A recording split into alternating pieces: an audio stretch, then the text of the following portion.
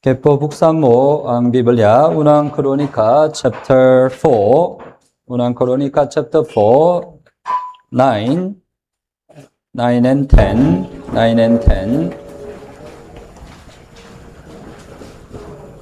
Unang Kronika chapter 4, 9 and 10.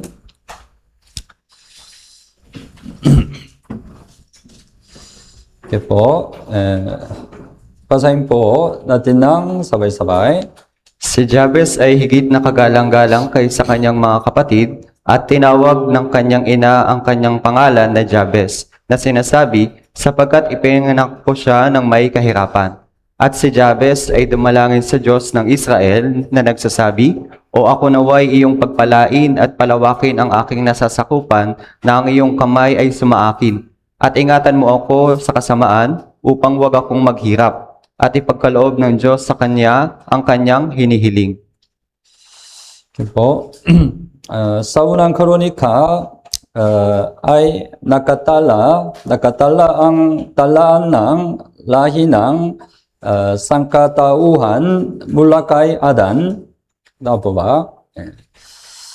At sa gitna nito ay natatagpuan ang pangalan ni Jabez. Pangalan ni Jabez. Ang unang bahagi ng panalangin ni Jabez ay ang pagpapalawang ng kanyang nasasakupan. Tama po ba? Verse 10, right? Panalangin ni Jabez. O ako naway iyong pagpalain at palawakin ang aking nasasakupan. Ito ay panalangin ni Jabez. Ang nasasakupan ito ay hindi lamang tumutukoy sa physical na lupain.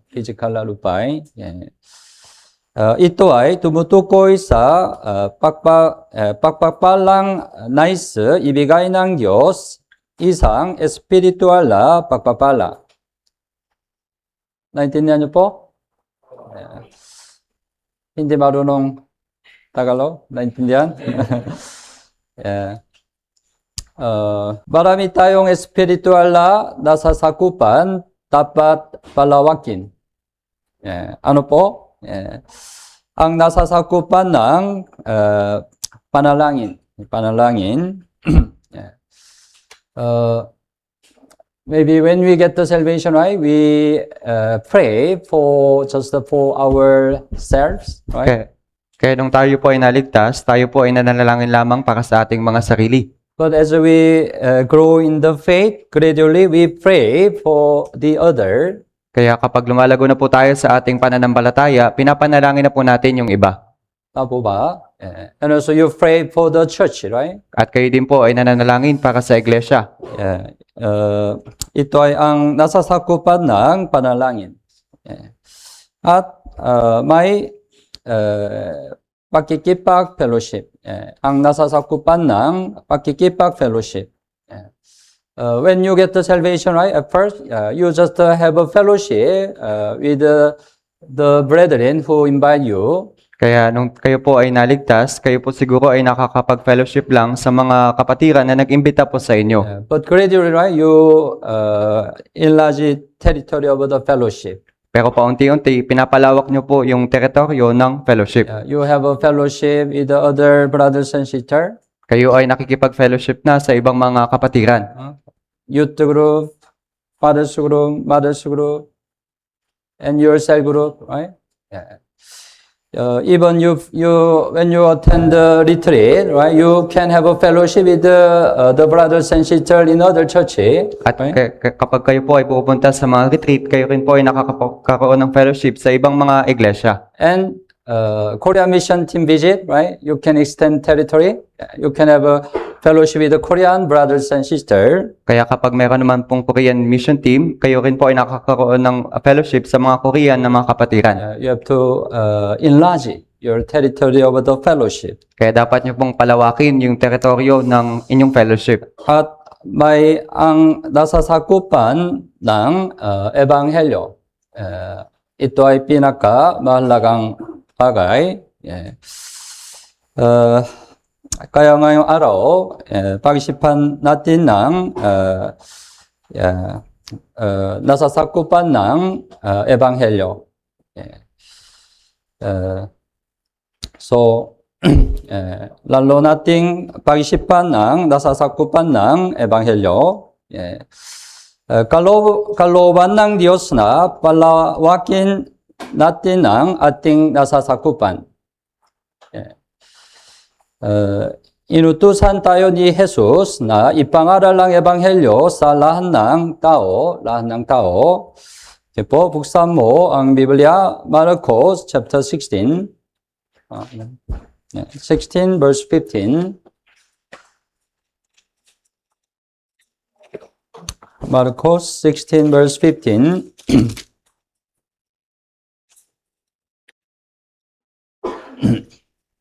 Marcos 16 verse 15. Okay po, basahin po natin ng sabay-sabay. At sinabi niya sa kanila, humayo kayo sa buong sanlibutan at inyong ipangaral ang ebanghelyo sa lahat ng nilikha. Sinabi ni Jesus, right? Sinabi ni Jesus. Humayo kayo sa buong sanlibutan. Buong sanlibutan. At inyong ipangaral ang ebanghelyo sa lahat ng nilikha. Lahat ng nilikha, right? Ito ay kalooban ng Diyos. Kaya sinabi niya na tayo ay maging mga saksi hanggang sa dulo ng mundo. Hanggang sa dulo ng mundo. Buksan mo ang Biblia, Gawa chapter 1. Gawa chapter 1 verse 8. Gawa chapter 1 verse 8.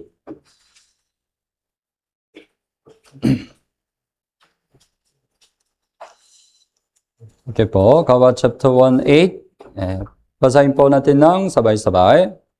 Ngunit tatanggap kayo ng kapangyarihan pagbaba sa inyo ng Espiritu Santo at kayo magiging mga saksi ko sa Jerusalem, sa buong Judea at Samaria at hanggang sa kaduluduluhang bahagi ng lupa. Kayo'y magiging mga saksi ko. Saksi ni Jesus, right? Sa Jerusalem, sa buong Hudiya at Samaria, hindi tapos, right? At hanggang sa kaduluduluhang bahagi ng lupa, right? Ito ay kaloob ng Diyos. Kaya sa pamagitan ng mga alagad, ang ebanghelyo na nagsimula sa Jerusalem ay naipahayag sa buong mundo. Apo ba? Buong mundo.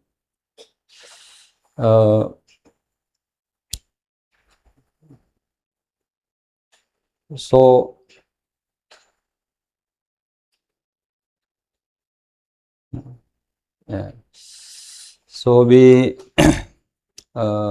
hindi lamang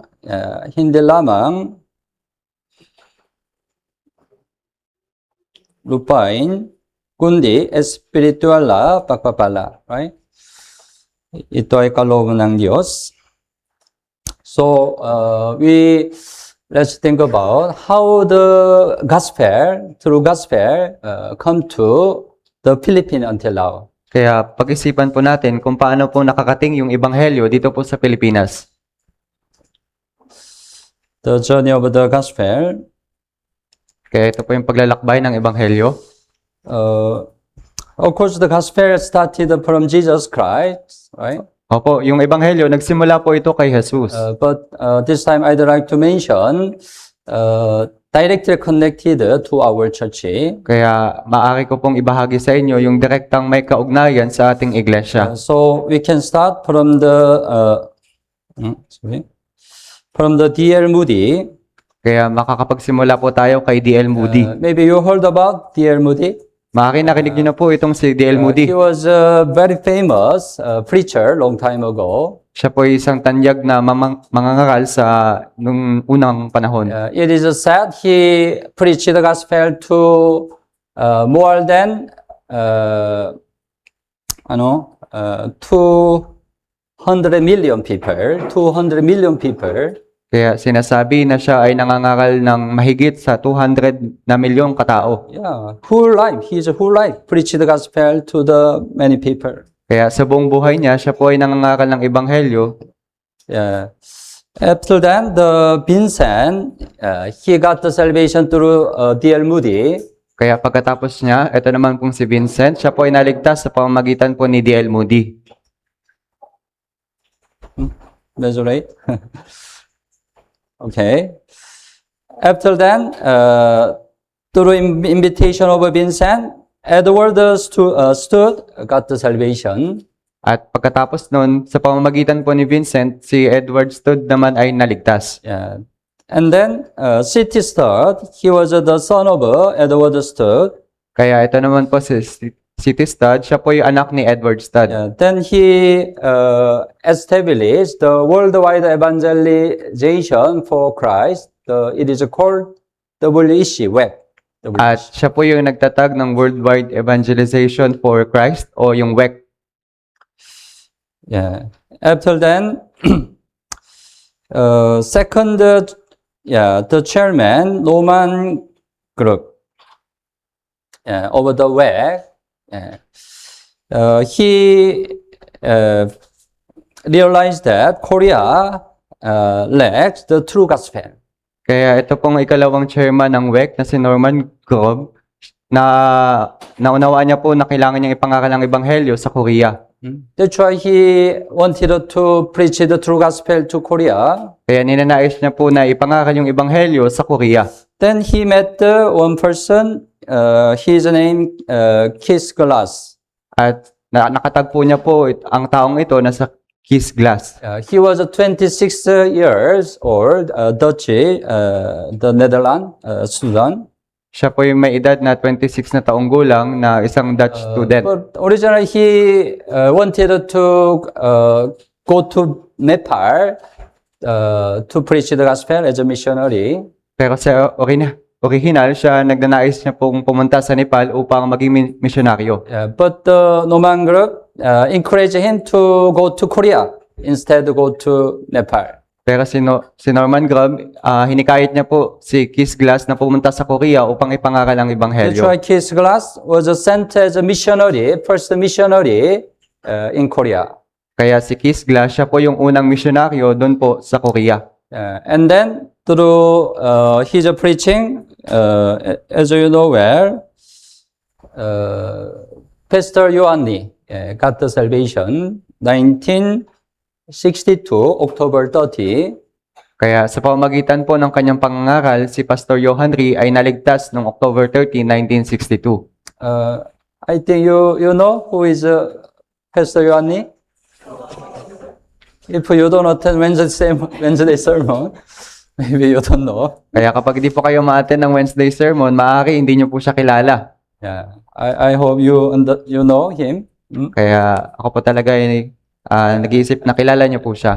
Anyway, the gospel, true gospel came to Korea. Kaya yung ebanghelyo ay dumating po sa Korea.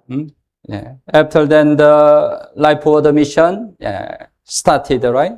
At pagkatapos nun, yung Life Word Mission ay nagsimula.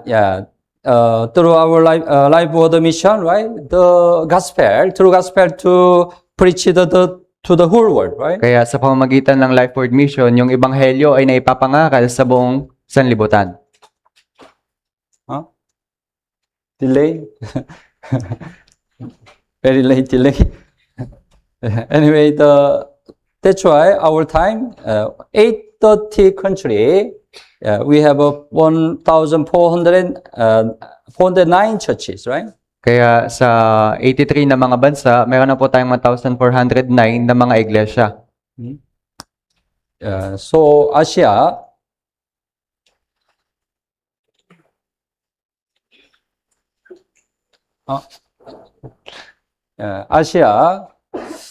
Korea 235 churches. Kaya sa Asia po, sa Korea, meron na pong 235 na mga iglesia. Now the Philippines, right?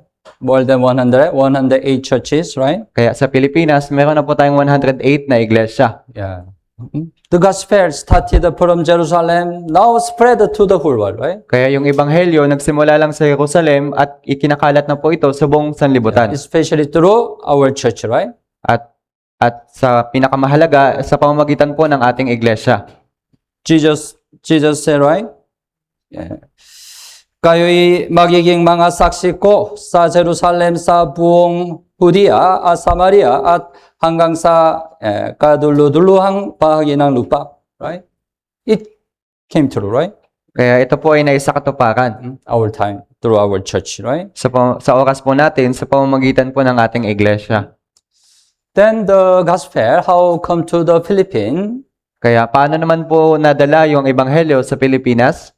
The first seed, March 1998. Yung unang binhi po ay noong 1998 March. The gospel reached a single Korean family in Cavite region. Kaya meron pong Koreanong pamilya na nanatili doon sa Cavite. Yeah, so Cavite, right, started the gospel in Cavite. Kaya yung ebanghelyo ay nag-umpisa doon po sa Cavite. But at the time, the Korean family, just one Korean family. At sa mga oras na yun, isang Koreanong pamilya lamang po. But through them, some people get the salvation. They have the gathering. Pero sa pamamagitan nila, may ilan po na naligtas at nagkakaroon po sila ng pagtitipon. And they requested the missionary. At sila po ay nag-request ng misyonaryo. That's why January 2004, first missionary was sent. Kaya noong January 2004, yung unang misyonaryo ay ipinadala. Yeah. That's why the Manila Central Church, 2004, Manila Central Church could start in the BFO home. Kaya noong 2004, yung Manila Central Church ay nakapagsimula doon po sa BF Home. Yeah.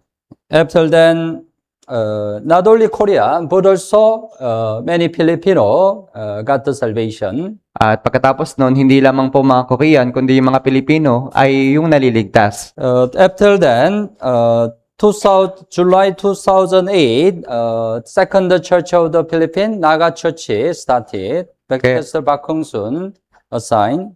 Kaya noong July po, 2008, yung ikalawang iglesia po sa Pilipinas ay naitatag doon po sa Naga Church. And then September 2008, Quezon City Church started. Pastor Park Se-sung assigned.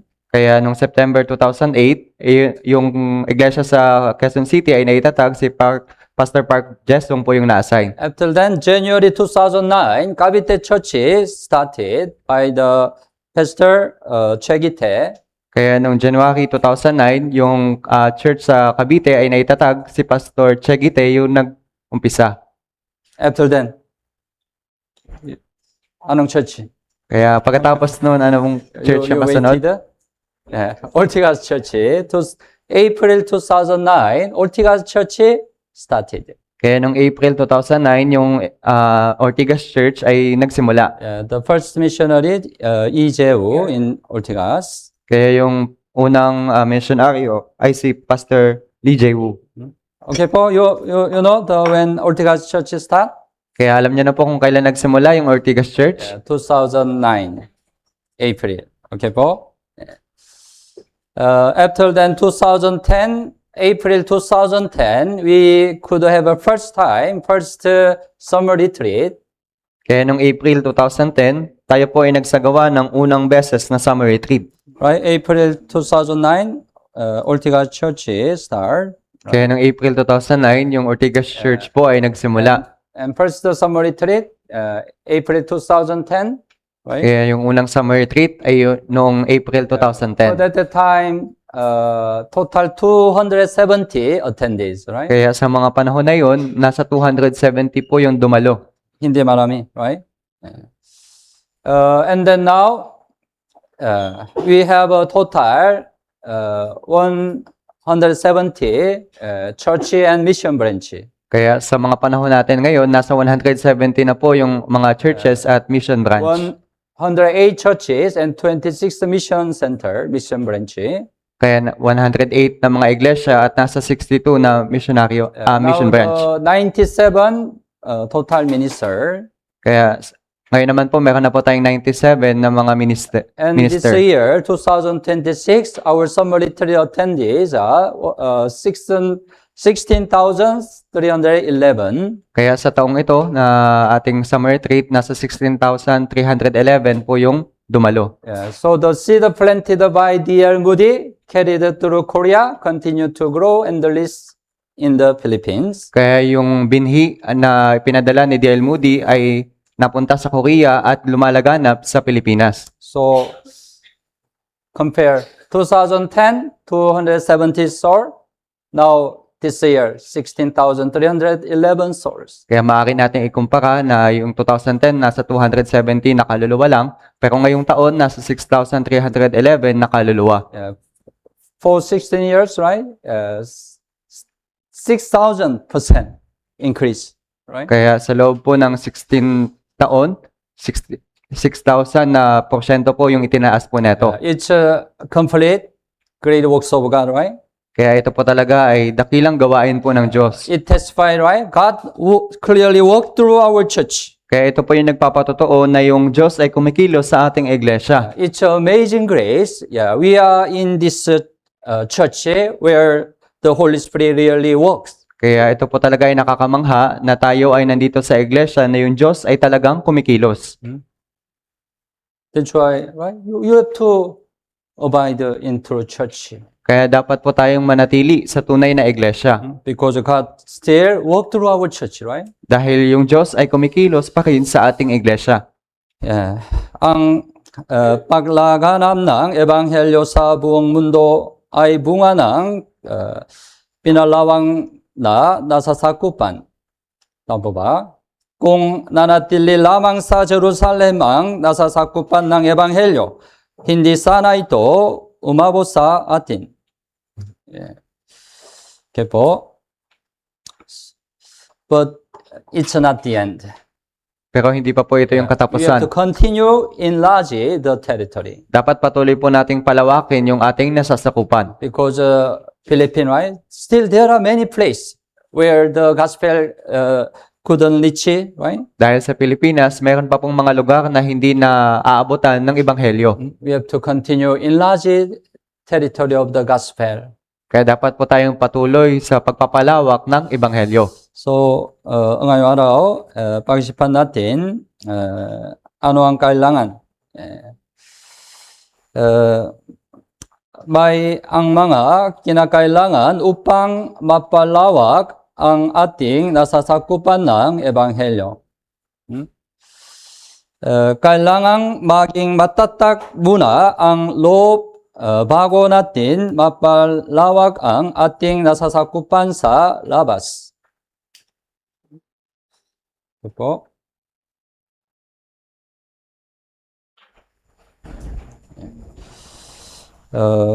Una, anong kailangan? Dapat maging matibay ang ating pader. Ang ating pader. Ito importante. Buksan mo ang Biblia, Micah chapter 7. Micah chapter 7. Buksan mo ang Biblia, Micah chapter 7:11. Micah chapter 7:11.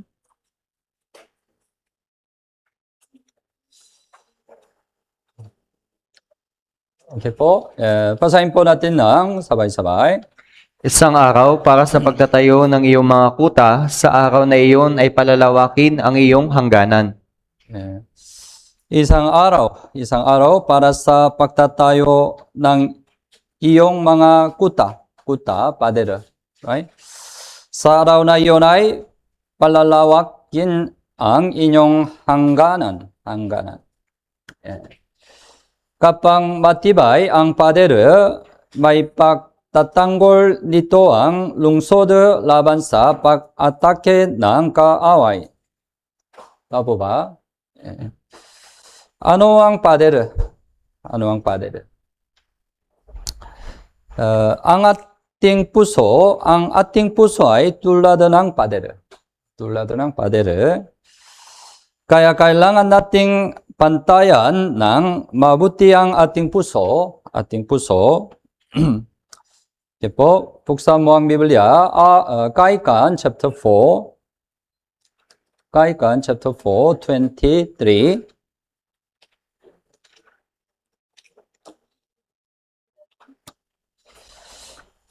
Ito po, Kaikan chapter 4, 23.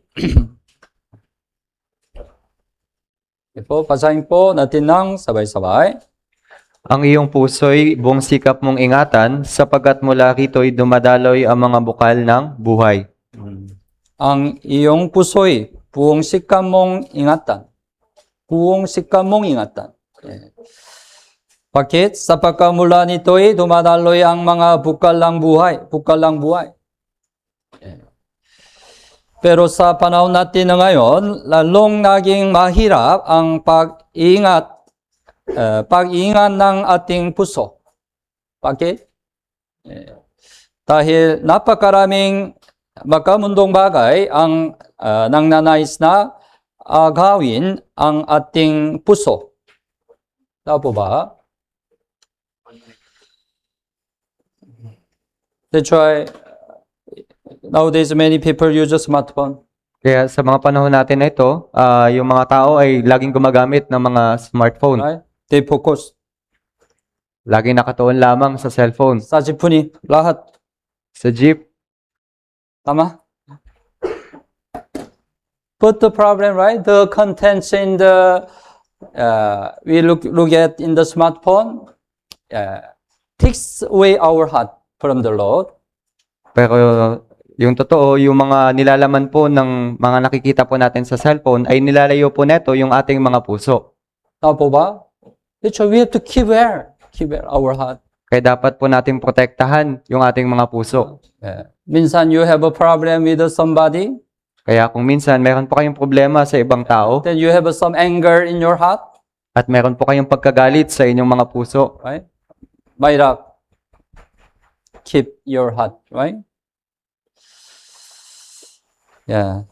But if we don't keep our heart, we cannot enlarge the territory. pero kung hindi po natin panatilihin yung ating puso, hindi po natin mapapalawak yung ating nasasakupan. Ang hindi pag-ingat sa puso ay katulad ng pagguho ng pader.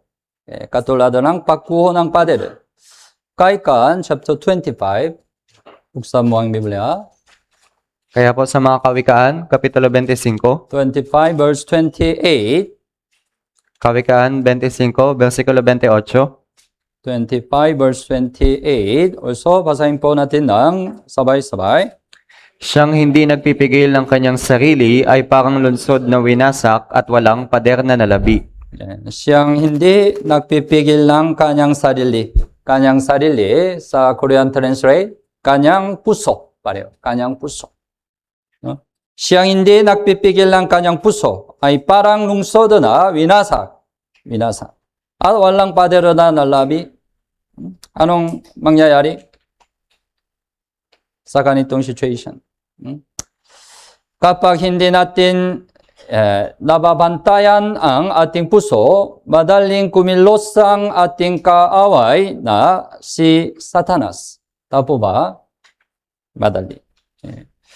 At sa ganitong kalagayan, hindi natin mapapalawak ang ating nasasakupan.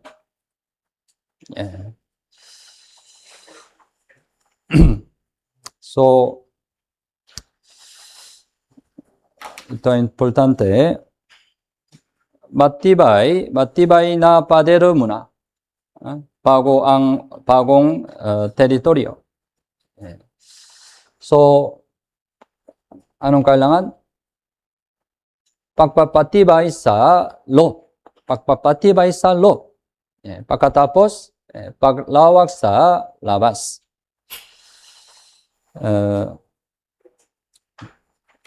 Let's suppose you want to preach the gospel to other people outside. Kaya pag-isipan po natin ito na kayo po ninanais nyo pong ipangaral yung ebanghelyo sa labas. But you have some problem in your family. Pero meron kang problema sa inyong pamilya. Yeah. Halimbawa, you have some trouble with your family member, Kaya maaari meron kayong pag-aaway sa inyong mga pamilya. or some family member have met a great problem, difficulty. O kung merong miyembro sa inyong pamilya na merong mga kahirapan, Then maybe you are not easy to preach the gospel outside, right? at kung gayon, hindi nyo po madaling mapapangakal yung ebanghelyo sa labas. When your family no problem, they are strong, right? You can boldly preach the gospel in outside. Kapag yung pamilya ninyo ay walang problema sa loob, kaya maaari nyo pong ipangakal yung ebanghelyo ng may katapangan. So before enlarge the territory inside, you need to be more strong inside. Kaya bago nyo po palawakin yung inyong nasasakupan, dapat maging matatag o matibay po muna kayo sa loob. So the starting point is your heart. Kaya yung unang bagay ay yung inyong puso. When you keep your heart, you can enlarge the territory. Kapag iningatan nyo ang inyong puso, maaari nyo pong palawakin yung inyong nasasakupan. Okay po. Pangalawa, kapag nakakaisa ang puso, nagiging matibay ang pader.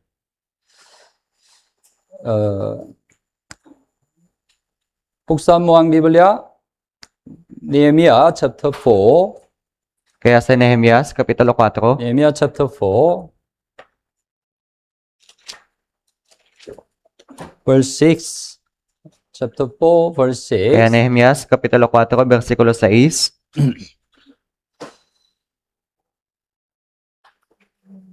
Okay po, chapter 4, 6. Basahin po natin ng sabay-sabay. Kaya't aming itinayo ang pader at ito ay napagdugtong hanggang sa kalahati ng taas niyon, sapagkat ang taong bayan ay may isang pag-iisip sa paggawa. At the time of Nehemiah, the Jerusalem was destroyed. Kaya sa panahon po ni Nehemias, yung Jerusalem po ay nawasak. That's why Nehemiah and Israelite tried to build the Jerusalem again. Kaya si Nehemias at yung mga ibang mga Israelita, sinubukan po nila na itayo yung Jerusalem. But at that time, there were many enemies. Kaya sa mga panahon na yon, marami po silang mga kaaway. They greatly hindered building the Jerusalem. Kaya sila po ay yung sumasagabal sa pagtatayo sa Jerusalem. But Nehemiah and Israelite could overcome the hindrance of Satan, the enemy. Pero si Nehemias at yung mga ibang Israelita, napagtagumpayan po nila yung mga kanilang mga kaaway. Kaya ito ay nangyari, right? Verse 6, aming itinayo ang pader at ito ay napagduktong hanggang sa kalahati ng taas niyon. Ito ay nangyari. Paano ito ay nangyari? Sapagkat ang taong bayan ay may isang pag-iisip sa paggawa. May isang pag-iisip, right? They had one mind. Kaya meron po silang isang pag-iisip. All the Israelites wanted to build the Jerusalem. Kaya lahat ng mga Israelita, ninanais po nila na maitayo yung Jerusalem. That's why they could overcome the hindrance of enemy. Kaya napagtagumpayan po nila yung sagabal ng kanilang mga kaaway. Pero kapag hindi nakakaisa ang ating puso at tayo ay nahahati, madaling kumilos ang kaaway na si Satanas. Tama po ba? At sa ganitong kalagayan, hindi maaaring mahayag ang kawanang Diyos. Kaya dapat makaisa ang ating puso sa gawain ng Panginoon. Ito po. Dapat unahin natin ang gawain ng Panginoon kaysa sa sarili nating mga gawain. Maybe it happened in the Philippine church. Kaya maaari ito po ay nangyari sa iglesia. That's why Apostle Paul encouraged them to encourage them like this. Philippians chapter 2, buksan mo ang Biblia. Kaya sila po ay hinikayat ni Apostol Pablo sa ganitong paraan sa Pilipos po. Philippians chapter 2, 21. Pilipos, Kapitulo 2, versikulo 21.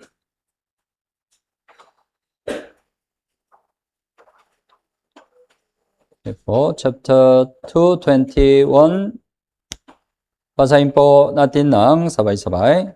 Sapagkat pinagsisikapan nilang lahat ang para sa kanilang sariling kapakanan, hindi ang mga bagay ni Hesukristo. Ito ay nangyari sa Philippian Church, right?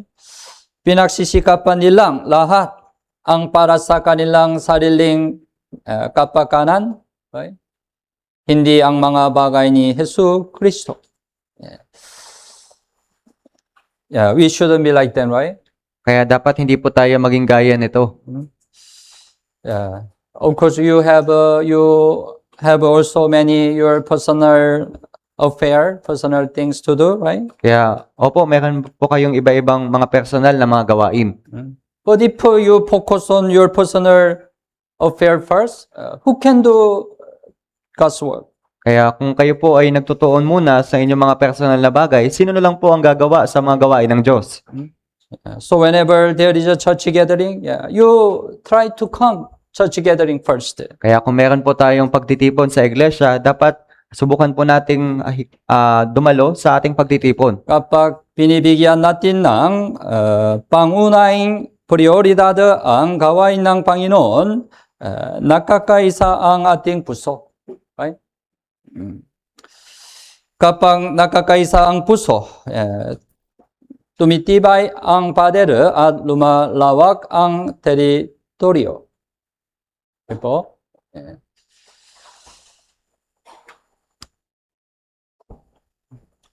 So, we kailangan walang puwang para sa kaaway kapag isa ang layunin. Kailangan isang pag-iisip. Walang siwang. Kapag nahati ang puso, madaling makakilos ang diablo sa mga puwang. Right? At kailangan Panginoon una sa lahat. Then we can have a one mind. Kaya upang magkaroon po tayo ng iisang pag-iisip, Okay po? Pangatlo, anong kailangan? Dapat tayong maging malinis. Upang maging matibay ang ating pader. Bakit?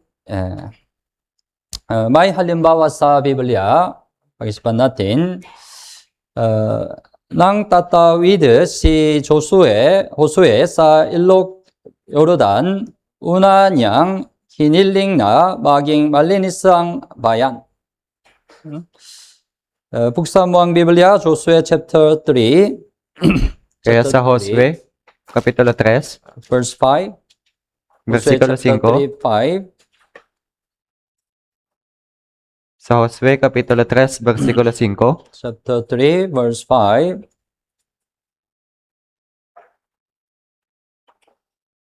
Okay po, basahin po natin ng sabay-sabay. At sinabi ni Josue sa bayan, magpakabanal kayo sapagkat bukas ay gagawa ng mga kababalaghan ang Panginoon sa inyo. Magpakabanal kayo. Right? Magpakabanal kayo. Bakit? Sapagkat bukas ay gagawa ng mga kababalaghan ang Panginoon sa inyo.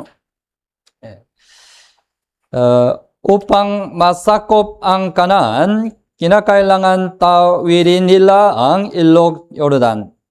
Tapo ba? Hindi nila kayang tawirin ang Yordan kung wala ang tulong ng Diyos. Dahil walang bangka. Walang bangka. Walang tulay. Right?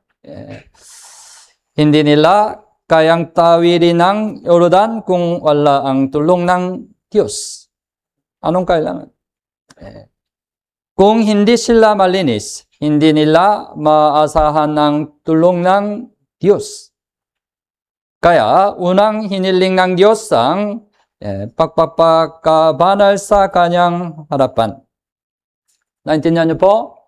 Opo.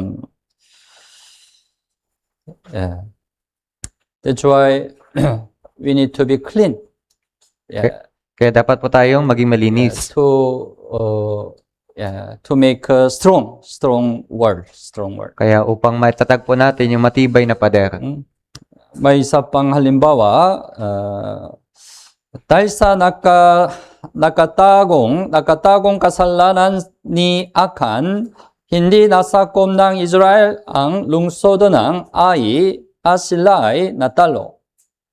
Ito ay nangyari Hosea chapter 7, Kaya sa Josue po, Kapitulo 7, chapter 7:13, Josue 7, versikulo 13. chapter 7:13. Also, basahin po natin ng sabay-sabay.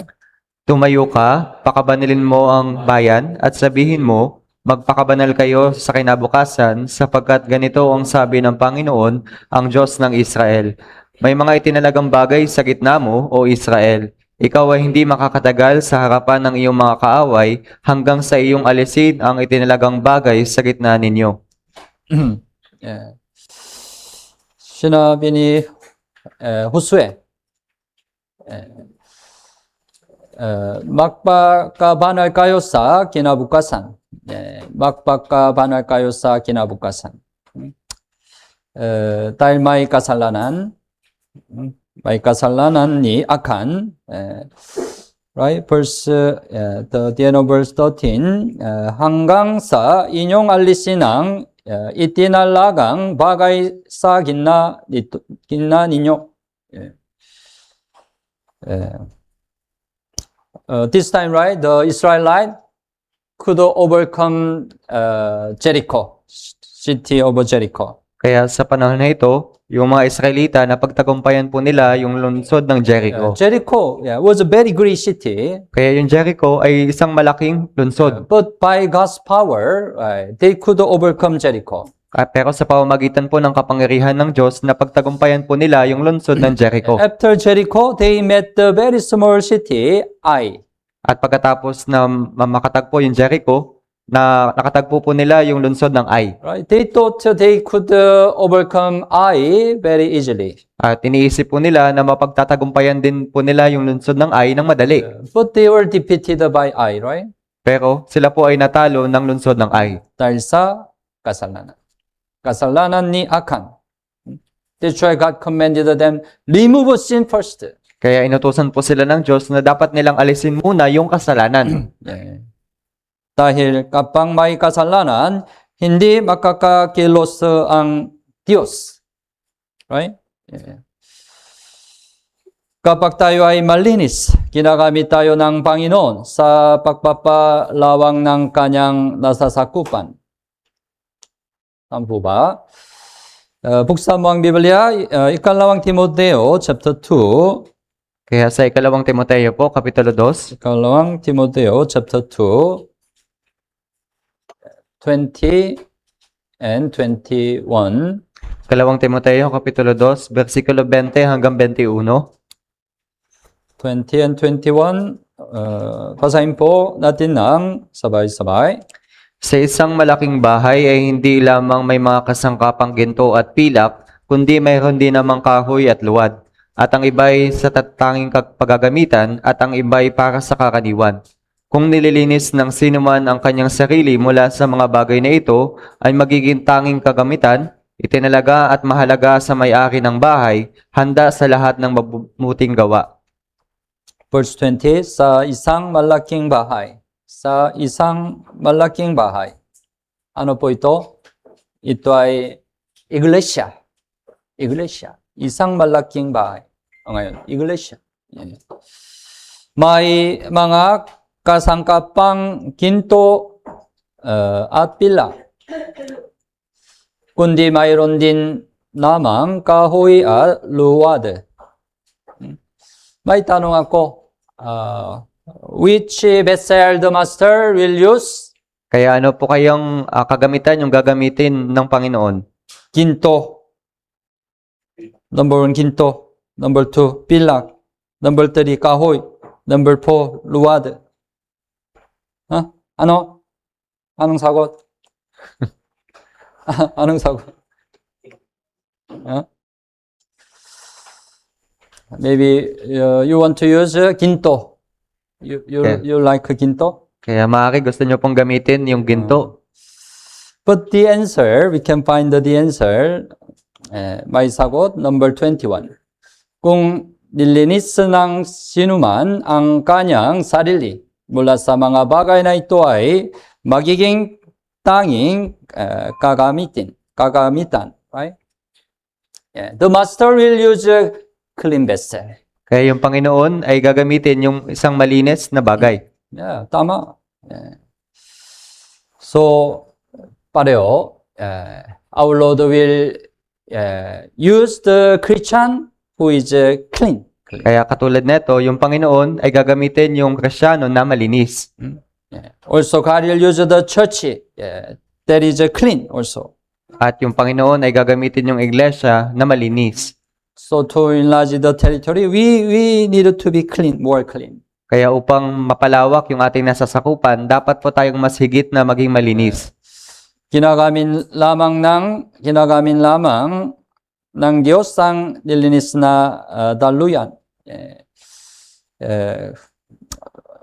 Humarang sa paglawak dahil sa kasalanan ni Akan, right? Hahantong sa paglawak ang malinis na sisidlan, right? So, we need to be prepared as the clean vessel. Kaya dapat po tayong maging handa bilang maging malinis na kasangkapan. Then God will use us to enlarge territory. Kaya upang tayo magamit ng Diyos sa pagpapalawak po ng Ebanghelyo. Okay po. And then, upang lumawak ang nasasakupan ng Ebanghelyo, kailangan ang ating sakripisyo. Kailangan ang ating sakripisyo.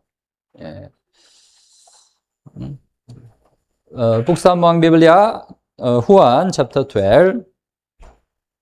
Kaya sa Juan 12, Kaya sa 1 po, Kapitulo 12, 24, verse 24. 1 Kapitulo 12, versikulo 24.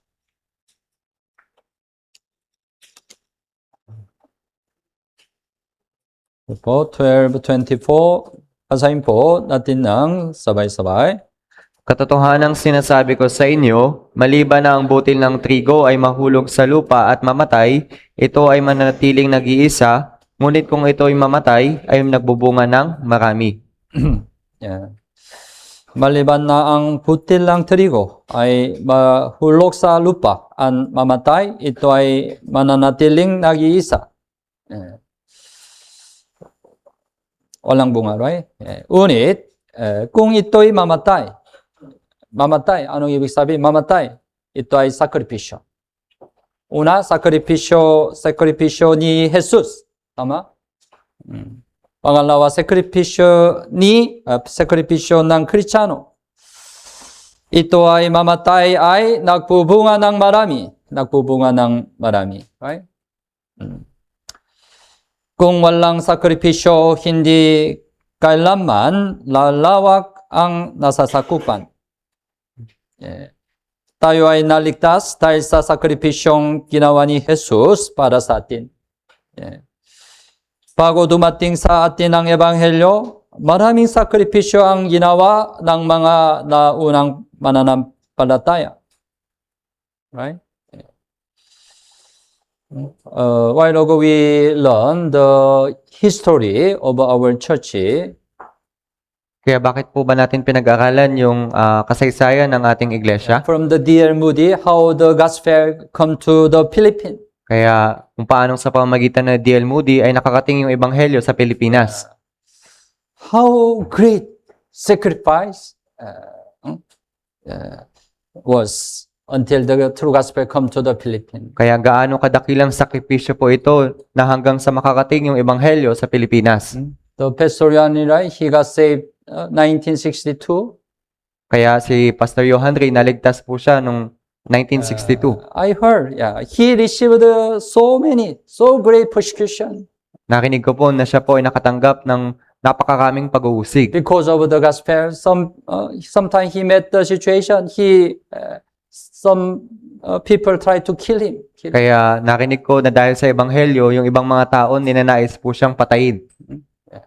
There were great sacrifice until the gospel come to the Philippines. Kaya meron pong dakilang sakripisyo hanggang sa dumating yung ebanghelyo sa Pilipinas. Ngayon, kailangan ng ating sakripisyo upang mapalawak ang hangganan ng ebanghelyo. Upang mapalawak ang hangganan ng ebanghelyo, kailangan nating pumunta sa mga bagong lugar at ipangaral ang salita ng Diyos. Tapos ba? Bagong lugar. Kailangan nating pumunta sa mga bagong lugar. If we don't go to the new place, how can we enlarge the territory, right? Kaya kung di po tayo pupunta sa mga bagong lugar, paano po natin mapapalawak yung nasasakupan ng ebanghelyo? Of course, you have to try your best to preach the gospel in Ortigas. Kaya opo, dapat niyo pong pagsumikapan na ipangaral yung ebanghelyo dito po sa Ortigas. But you just preach the gospel in Ortigas. Other people, other province, how they can get the salvation? Pero kung ipinapangaral niyo lamang po yung ebanghelyo sa Ortigas, paano po yung taga-ibang lugar, paano po sila maliligtas? Upang maipangaral ang ebanghelyo sa bagong lugar, kailangan lalo na ang material na sakripisyo. Apo ba? Because to go to new place, right?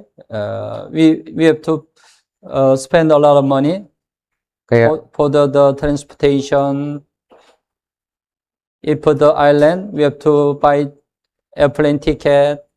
Kaya upang maipangaral po natin yung ebanghelyo sa ibang lugar, kinakailangan po natin gumastos ng pera katulad na lamang po ng transportation kapag pupunta po tayo sa ibang mga isla. And we have to invite people, we have to serve a meal for them, Kaya dapat po natin silang pagsilbihan at maghanda ng pagkain para sa kanila. right?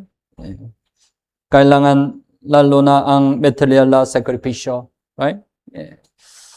May halimbawa sa Biblia, Buksan mo ang Biblia, Ikalawang Korinto, chapter 8. Kaya ikalawang Korinto, kapitulo 8, Chapter 8, 3 hanggang 5. Ikalawang Korinto, chapter 8, 3 hanggang 5. Kalawang Korinto, kapitulo 8, versikulo 3 hanggang 5. Okay po, basahin po natin ng sabay-sabay. Ako ay makakapagpapatunay na sila ay kusang loob na nagbigay ayon sa kanilang kakayahan at higit pa sa kanilang makakaya, na nakikiusap sa amin ng matindi tungkol sa biyaya na makibahagi sa paglilingkod sa mga banal. At ito ay hindi tulad sa aming inaasahan, kundi ibinigay muna nila ang kanilang sarili sa Panginoon at sa amin sa pamamagitan ng kalooban ng Diyos. This time, there was a great famine in Jerusalem. Kaya sa mga oras na ito, meron pong malaking kagutuman sa Jerusalem. That's why Jerusalem saint suffered great difficulty. Kaya yung mga banal po sa Jerusalem, sila po ay labis na naapektuhan. Then especially Macedonia churches, they supported Jerusalem church. At yung iglesia sa Macedonia, sinuportahan po nila yung iglesia sa Jerusalem. But Macedonia church was also in difficult situation. Pero yung iglesia sa Macedonia, sila rin po ay nahaharap sa maraming kahirapan. But they helped Jerusalem church voluntarily, right? Kaya sila po ay nagtumulong sa iglesia ng Jerusalem ng may pagkukusa. May kusang loob. Tama? Verse 3, right? Sila ay kusang loob na nagbigay ayon sa kanilang kakayahan at higit pa sa kanilang makakaya. Even though they are very difficult situation, they helped Jerusalem church. Kaya kahit na po ay sila ay nahaharap sa matinding kahirapan, sila pa rin po ay tumulong sa iglesia ng Jerusalem. It was a great sacrifice, right? Kaya ito po talaga ay dakilang pagsasakripisyo. Verse 5, at ito ay hindi tulad sa aming inaasahan, kundi ibinigay muna nila ang kanilang sarili sa Panginoon, right? How beautiful it is, right? Kaya gaano lamang po ito kaganda. So, when there is a mission in your place, yeah, we also have to help, support, right? Kaya kapag mayroon pong mission sa inyong lugar, dapat po nating suportahan ito. Dahil malaking halaga ang kailangan upang makapagsimula ng mission sa bagong lugar. So, walang paglawak kung walang sakripisyo. Right? Yes. Kailangan malaking sakripisyo upang malawak ang ating teritoryo. At upang lumawak ang nasasakupan ng Ebanghelyo, kailangan ang ating taus-pusong panalangin. Taus-pusong panalangin. Okay po, buksan mo ang Biblia, Colossians chapter 4. Kaya sa Colosas Kapitulo 4, Chapter 4, verse 3. Colosas Kapitulo 4, versikulo 3. Colossians chapter 4, verse 3. Also, basahin po natin ng sabay-sabay. At idalangin din niyo kami na buksan ng Diyos para sa amin ang pintuan para sa salita upang aming maipahayag ang hiwaga ni Kristo na dahil din dito ako'y nakagapos. Idalangin din ninyo kami. Na buksan ng Diyos para sa amin ang pinto para sa salita. Upang aming maipahayag ang hiwaga ni Kristo. Ang hiwaga ni Kristo, ito ay Ebanghelyo. Right? Ano ang mahalagang bagay? Buksan ng Diyos para sa amin ang pinto para sa salita. Even though we want to evangelize your place, if God does not open the door of gospel, it's not possible. Kaya kahit na ninais po nating ipangaral yung Ebanghelyo sa ating mga lugar, kung hindi bubuksan ng Diyos yung pintuan ng Ebanghelyo, hindi po ito mangyayari. That's the most important, right?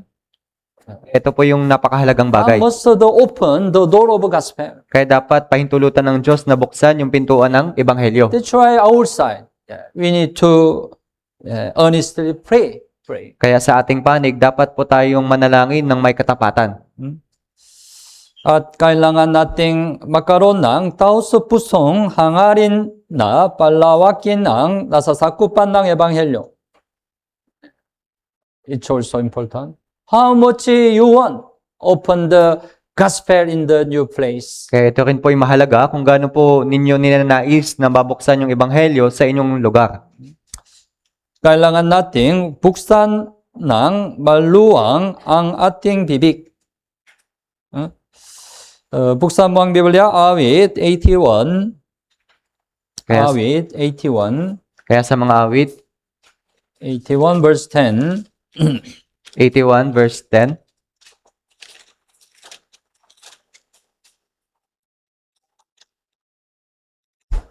Okay po. Basahin po natin ng sabay-sabay. Ako ang Panginoon mong Diyos na naglabas sa iyo mula sa lupain ng Ehipto. Buksan mo ng maluwang ang iyong bibig at ito'y aking pupunuin. Buksan mo ng maluwang ang iyong bibig.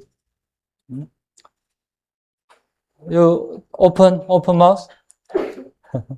As much as you can open. Kaya buksan niyo po yung inyong bibig na ng higit sa inyong makakaya. Of course, it doesn't mean your physical mouth, right? Kaya hindi po ito tumutukoy sa inyong pisikal na bibig. We have to open mouth to enlarge the territory. Kaya dapat natin buksan ng maluwang ang ating bibig para sa pagpapalawak ng ating nasasakupan. Then God's side, God will open the door of gospel, right? At sa panig ng Diyos, bubuksan ng Diyos yung pintuan ng Ebanghelyo. Manalangin tayo ng buong puso na lumawak ang hangganan ng Ebanghelyo sa buong Pilipinas. Buong Pilipinas.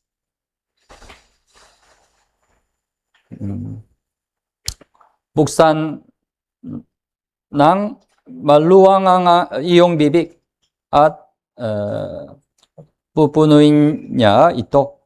Right? Yeah.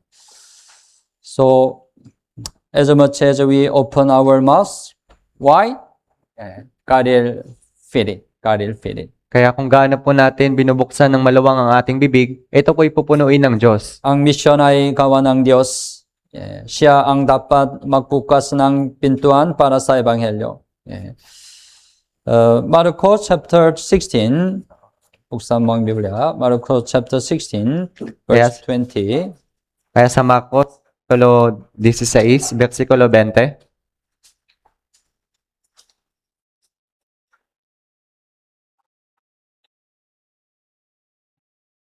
16:20.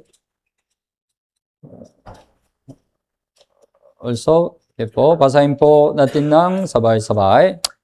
At humayo sila at nangaral sa lahat ng dako habang gumagawang kasama nila ang Panginoon at pinatotohanan ang salita sa pamamagitan ng mga tandang kalakip nito. It happened in the early churches, right? Kaya ito po'y nangyari sa mga unang iglesia. Habang gumagawang kasama nila ang Panginoon. Kasama nila ang Panginoon. Ito ay importante. At pinatotohanan ang salita sa pamamagitan ng mga tandang kalakip nito. Right? Ito ay gawa ng Diyos. Gawa ng Diyos.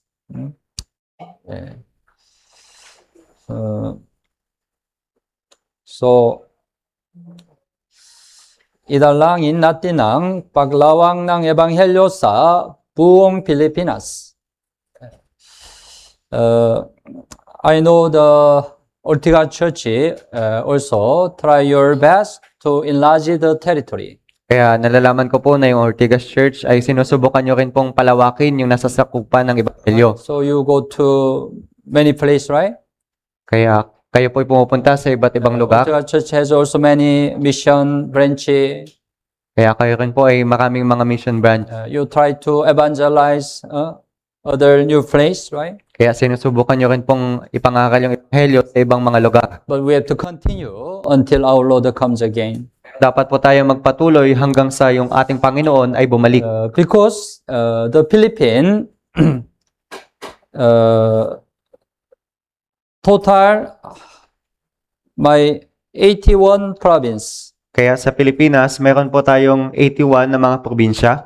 149 cities, Kaya 149 na mga lungsod and 1,488 municipalities, at 1,488 na mga munisipalidad.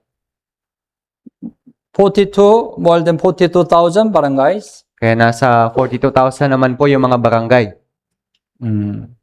But yeah, as we checked a while ago, we have now 170 church and mission branch. At nung ating nasuri po kanina, nasa 170 lang na iglesia at mga mission branch sa Pilipinas. Still many places, right? The gospel didn't reach it, right? Kaya marami pa pong lugar yung hindi nadadalhan ng Ebanghelyo. Yeah, there are still many places. We have to enlarge it, territory, right? Kaya dapat marami pa pong lugar yung dapat nating palawakin yung ating nasasakupan. Or maybe Ortigas is good because of the many brothers and sisters, right, came from the province, right? Kaya maari yung sa Ortigas Church ay mas mabuti dahil may mga kapatiran na galing sa probinsya. That's why, right? Yeah, you can more enlarge territory, right? At kung ganoon, madali nyo pong maipapalawak ang inyong nasasakupan. Yeah. But as we learn, we summarize. Maging sagot tayo sa panalangin ni Yabes, Salo. Pantayan ang puso, magkaisa at maging malinis upang magkamit ng Diyos. Sa labas, suportahan ang misyon sa Pilipinas sa pamamagitan ng panalangin at handog. Okay po? So, maybe you know what you have to do. Kaya nalalaman niyo na po yung kinakailangan po nating gawin.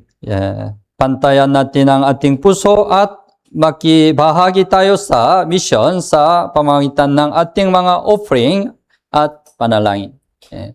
Kahit hindi tayo magkasama ng personal na mission, kung tayo ay nakikibahagi sa panalangin at offering, tatanggap tayo ng parehong gantimpala.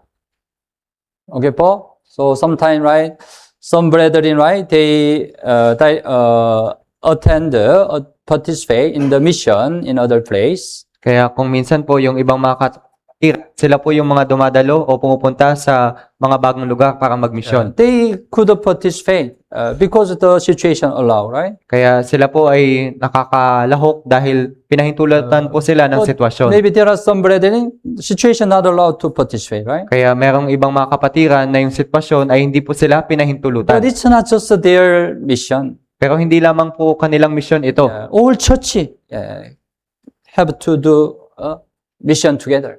Kaya yung buong iglesia dapat makibahagi sa misyong ito. But you can also participate through your offering and panalangin, right? Kaya maaari nyo pong maaari po tayong magsakripisyo sa pamamagitan ng ating mga handog at ating panalangin. Yeah, then you can have the same reward from the Lord. At kung magagayon, makakatanggap po kayo ng kaparehong gantimpala mula sa Panginoon. Naintindihan niyo po? Okay po. Manalangin po tayo.